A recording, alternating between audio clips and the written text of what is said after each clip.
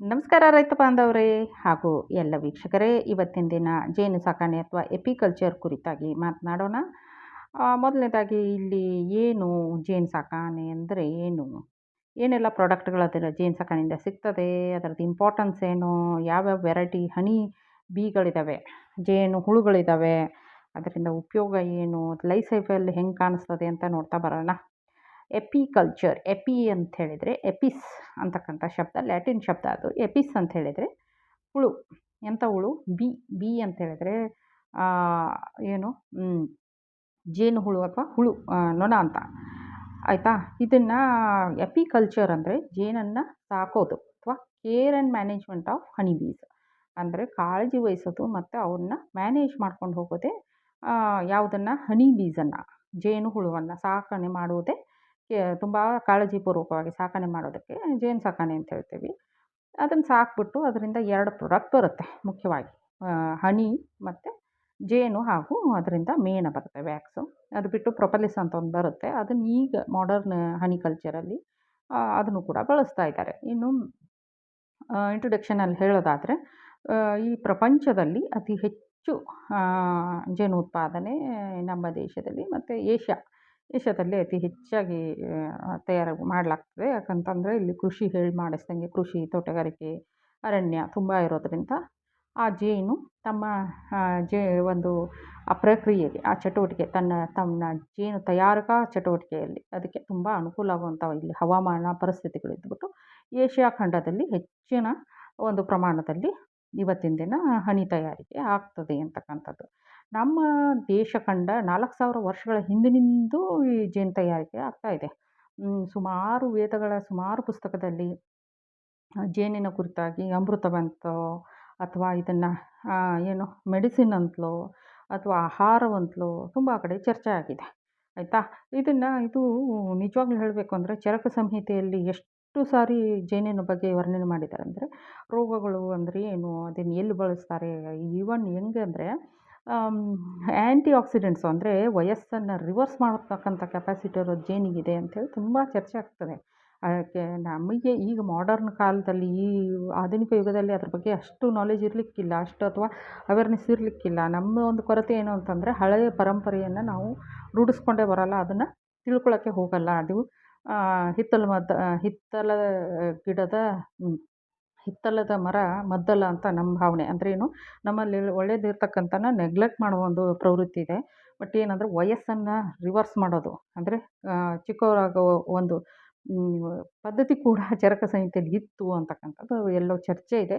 ಇರಲಿ. ಅದೇ ರೀತಿ ನಾವು ಜೇನನ್ನು ಕಮರ್ಷಿಯಲಿ, ವಾಣಿಜ್ಯವಾಗಿ ಯಾವ ರೀತಿ ಸಾಕ್ಬೋದು, ಏನು ಎತ್ತ ಅಂತಕ್ಕಂಥದ್ದು ಈ ತಿಳ್ಕೊಂಡ್ರೆ ಎಪಿಕಲ್ಚರ್ ತುಂಬ ಈಸಿ. ಆಮೇಲೆ ಇದಕ್ಕೆ ತುಂಬ ಖರ್ಚೇನಾಗಲ್ಲ. ಜಸ್ಟ್ ಬಾಕ್ಸ್ ತಂದು ಇಟ್ಬಿಟ್ರೆ, ಆಮೇಲೆ ಅದಕ್ಕೊಂದು ಸಣ್ಣ ಪುಟ್ಟ ಕಾಷನ್ಸು, ಅಂದರೆ ಕೆಲವಿಷ್ಟು ಕಾಳಜಿ ವಹಿಸ್ಬೇಕಾಗತ್ತೆ. ಅದಿಷ್ಟು ಮಾಡಿದರೆ ಆಯಿತು. ಅಲ್ಲಿ ಮತ್ತು ನೀರು ಮತ್ತು ಸುತ್ತಮುತ್ತ ಹೂವಿನ ಗಿಡಗಳು ಇರಬೇಕಾಗುತ್ತೆ. ಹಾಗೆ ಮಾಡಿದಾಗ ಜೇನನ್ನು ಆರಾಮಾಗಿ ಸಾಕ್ಬೋದು. ಇನ್ನೂ ಹೇಳಬೇಕು ಅಂತ ಹೇಳಿದರೆ, ಈಗ ನಾವು ಸಿಕ್ಕಾಪಟ್ಟೆ ಇವತ್ತಿನ ದಿನ ಕೆಮಿಕಲ್ಸನ್ನು, ರಾಸಾಯನಿಕಗಳನ್ನ ಬಳಸ್ತಾ ಇದ್ದೀವಲ್ಲ, ಅಂಥ ಒಂದು ಸಂದರ್ಭದಲ್ಲಿ ನಾವು ಎಷ್ಟೇ ಕಷ್ಟಪಟ್ಟರೂ ಅಲ್ಲಿ ಜೇನುಗಳು ಉಳಿಯಲ್ಲ. ಅದರಿಂದ ಎಲ್ಲಿ ನೈಸರ್ಗಿಕವಾದಂಥ ವಾತಾವರಣ ಇರ್ತದೋ ಅಲ್ಲಿ ಜೇನು ಹುಳುಗಳು ಇರುವಂಥ ಸಾಧ್ಯತೆ.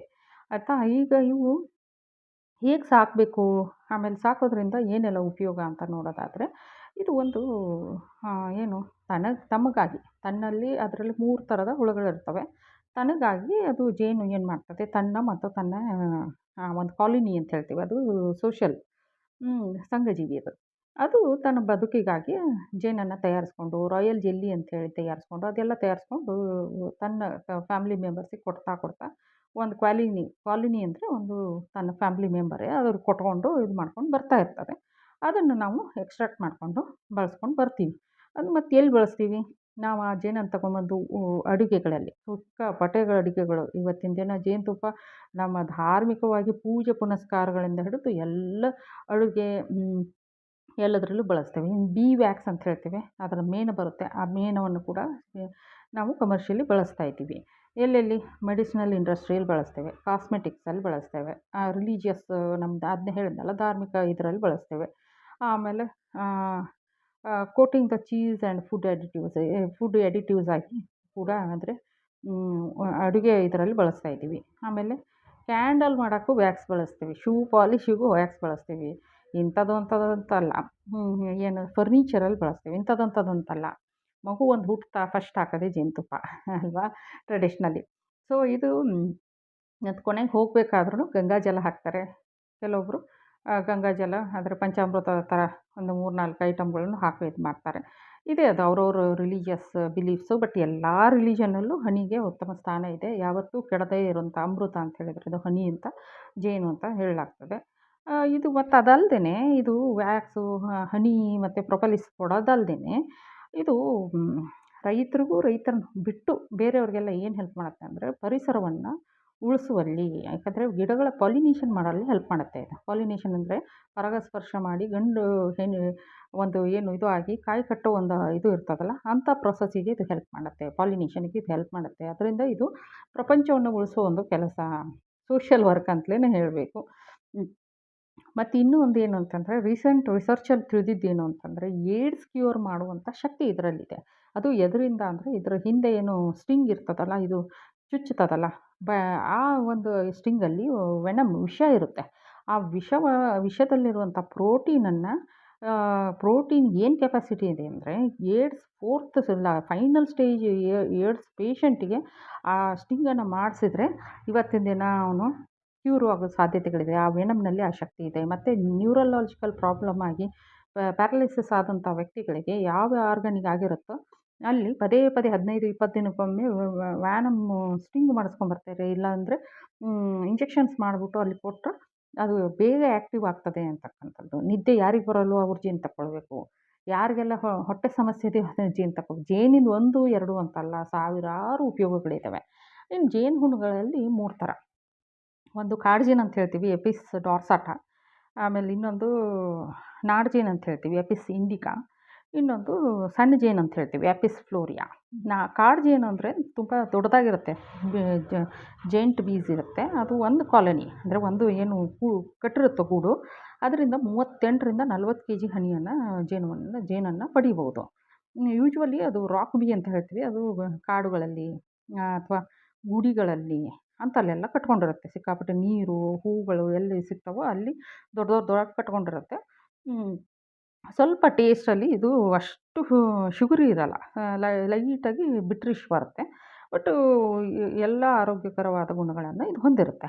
ಆಮೇಲೆ ಬರೋದು ಈ ಎಪಿಸ್ ಇಂಡಿಕಾ ಹೇಳಿದ್ನಲ್ಲ, ಇದಕ್ಕೆ ಇಂಡಿಯನ್ ಬೀ ಅಂತಲೂ ಹೇಳ್ತೇವೆ. ಇದು ಮಿನಿಮಮ್ ಸೈಜ್ ಅಂದರೆ ಮೀಡಿಯಮ್ ಸೈಜ್ ಇರುತ್ತೆ.